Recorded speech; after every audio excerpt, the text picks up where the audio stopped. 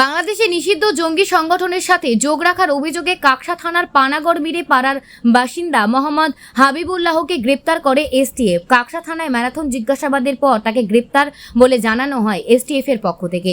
এবার নদিয়া জেলার নবদ্বীপ থানার মায়াপুর মোল্লাপাড়া থেকে জঙ্গি যোগে গ্রেপ্তার হারিস শেখ নামে এক যুবক। মোহাম্মদ হাবিবুল্লাহ মানকর কলেজের কম্পিউটার সায়েন্স বিভাগের দ্বিতীয় বর্ষের ছাত্র।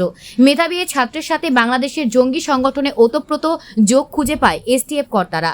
তার বাড়ি থেকে ল্যাপটপ ও মোবাইল বাজেয়াপ্ত করা হয়। দুর্গাপুর মহকুমা আদালতে তোলা হয় বলে এসটিএফ 14 দিনের হেফাজতে পায় মোহাম্মদ হাবিবুল্লাহকে। এসটিএফ এর কর্তারা এরপর উত্তর 24 পরগনার গাইঘাটার আমডাঙ্গা এলাকা থেকে গ্রেপ্তার করলেও হারিস শেখকে। তাকেও মঙ্গলবার দুর্গাপুর মহকুমা আদালতে তোলা হয়। 27 বছর হারিস শেখের সাথে মোহাম্মদ হাবিবুল্লাহর কিরকম যোগ ছিল তা নিয়ে তদন্ত চালাচ্ছে এসটিএফ এর কর্তারা।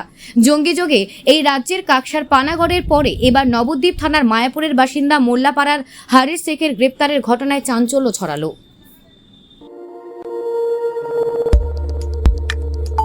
আমাদের সাথে থাকুন এবং দেখতে থাকুন নিউজ প্রাইম টাইমস, আপনাদের সাথে আপনাদের পাশে।